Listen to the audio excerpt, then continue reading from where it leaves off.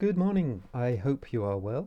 We are moving into week 3 and evaluating websites. So I thought I would give you a little video overview of this week just to help you out.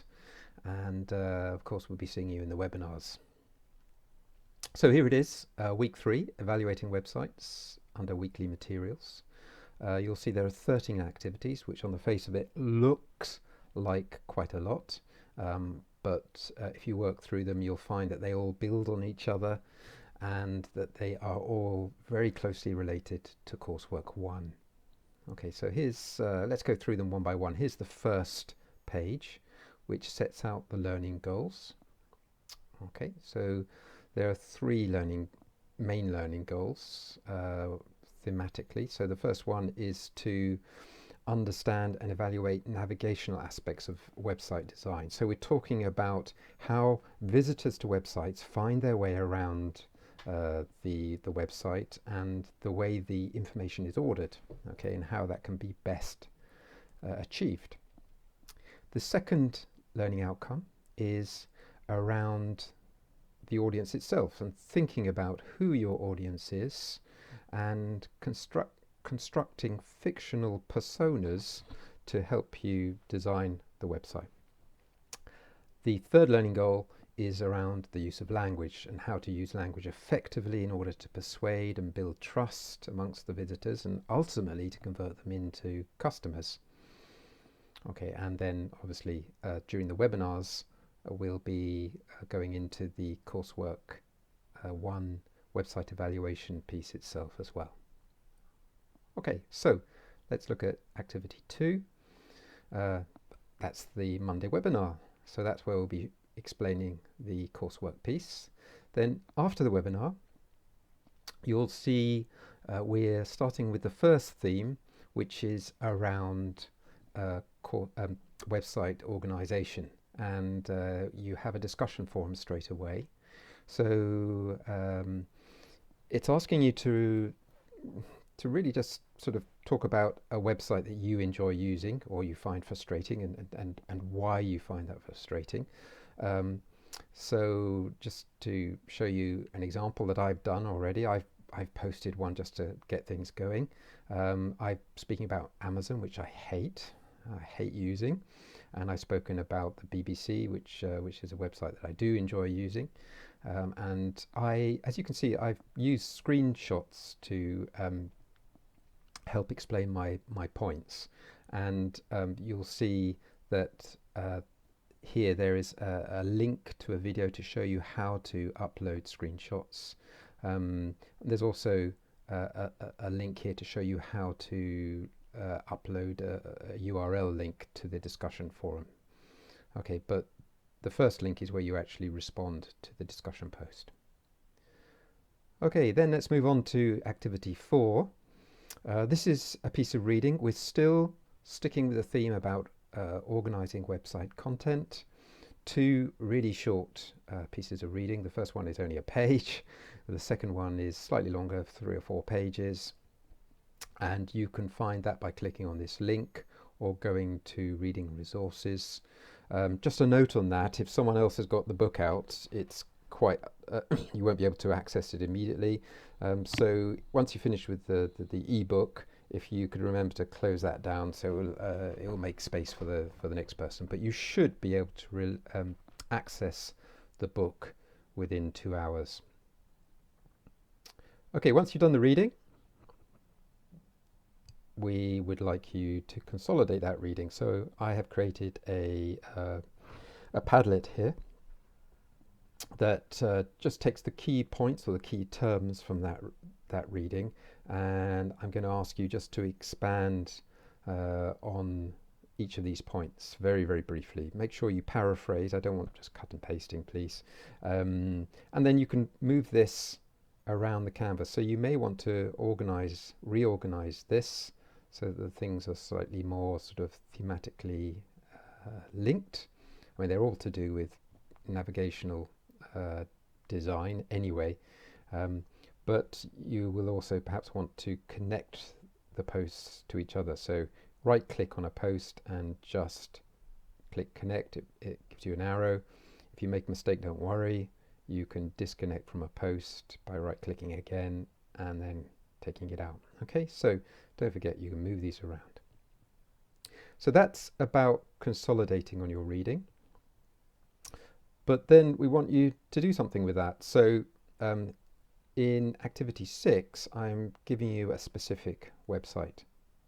Okay, and from that website, I'd like you to reverse engineer the structure, if you like. I want you to work out what's called in what can be called the sitemap, and recreate that sitemap from what you see. There is no sitemap provided to you in this website, so we want you to sort of draw the architecture on paper that the visitor experiences when they visit the site. Okay, so just draw that on paper first of all, and then take a photo of what you've done on paper and upload that photo of the mind map here where it says upload image on the Padlet. And yeah, put your name at the top, of course, and then just comment finally. The third point is about the effectiveness of the architecture in terms of the visitor experience. Now, that's based on your understanding of Beauvais and Thill, but if you want to add your own experience as a visitor to that site, then please do. Okay, moving on to activity 7, that's going to be the webinar. So at that point, we're going to look back on all the activities you've done so far to that point, and we'll be reviewing those. But after the webinar, as you can see, we're only about halfway through. So we move on to the second of the themes, which is considering your audience. Okay, so first of all, there's a little review task. This is basically thinking about who your audiences are. I say are because it's very often not just a single audience, and that governs obviously the way you're going to design your website and the way you write. So once you've looked at that, activity 9 looks at this idea of personas. So when you're designing a website, very often you create a persona. It's a fictional profile of the kind of visitor that's going to be going to your website. So what we would like you to do here is to first of all read this post on creating personas, and it gives a few examples of what a persona looks like, and then we would like you to create a typical persona for the same website, Bianca Designs. Okay, so I've put a couple of posts there, but obviously if you want to add another post, just create your own here. Try to make a slightly, you'd only write one persona per person. Okay, you don't have to write 3 or 4 persona each. Just write a persona, and then other people in the group will perhaps add other ones which might be slightly differentiated. Okay, then activity 10, we're still thinking about the audience. And the audience, don't forget, is the visitor to the website, and this concept of spotlighting. So spotlighting is really about moving the focus from you as the writer of the website to the visitor.